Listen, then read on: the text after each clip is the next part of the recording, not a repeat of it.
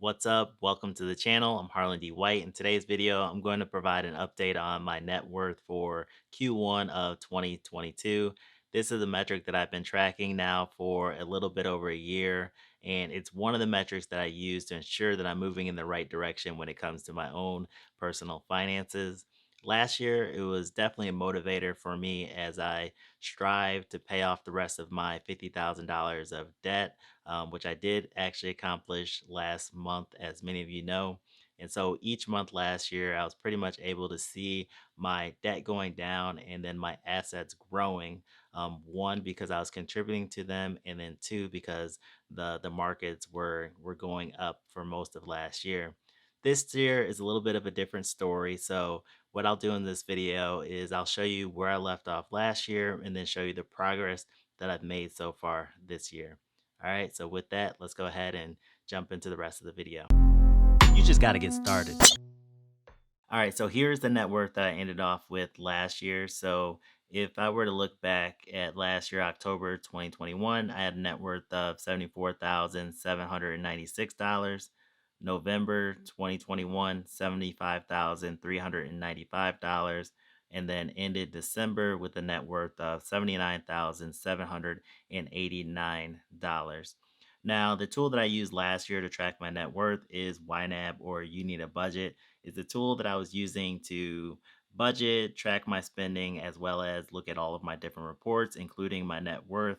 However, this year I decided to split out the net worth portion and move it over to another tool called Kubera. And so that's the tool that I will jump over to now. All right, so here is Kubera. And as you can see within Kubera, my current net worth is $91,874. Now, the thing I do like about Kubera is that this net worth is actually real time. And so this is as of I'm recording this video, that's what my net worth is. Now, the view that I have in this chart is the 3-month view. So I can kind of look at what my net worth has done over the first quarter of 2022. So if I look at Kubera, according to Kubera, my net worth at the end of last year was $79,637. And I can kind of go week by week and see the changes in my net worth. Now, if I keep on going, I'll get to March 4th. And this is the date I actually got a bonus for my job. So obviously my quote unquote net worth increased. Um, and that even further increased because I didn't spend all of my money before I got paid again.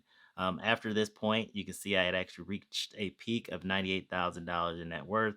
However, that was fictional, pretty much just because I still had to pay taxes on that money and pay some other things. So once I did that, it kind of dropped back down below $90,000. But now I'm sitting at almost $92,000 within my net worth. So next, let's go ahead and break down what assets that I've chosen to include within my net worth. All right, so these are the assets that I've chosen to include within my net worth.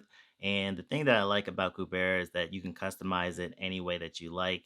And so I've broken it down between checking accounts, my retirement accounts, Bitcoin, my health savings account, my savings accounts, my car, and then stock. So most of my stocks are actually in my retirement account and my HSA account. So I don't really have much standalone stocks. And actually, the $20 that is in there right now is just cash sitting there.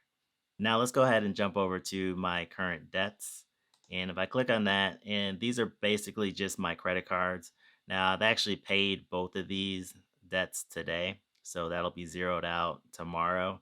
And basically, I put everything on my credit cards. That way I can get cash back. And then I essentially pay them definitely weekly, if not multiple times a week, just because I don't like the extra money sitting in my checking account, thinking that I have more money than I actually do.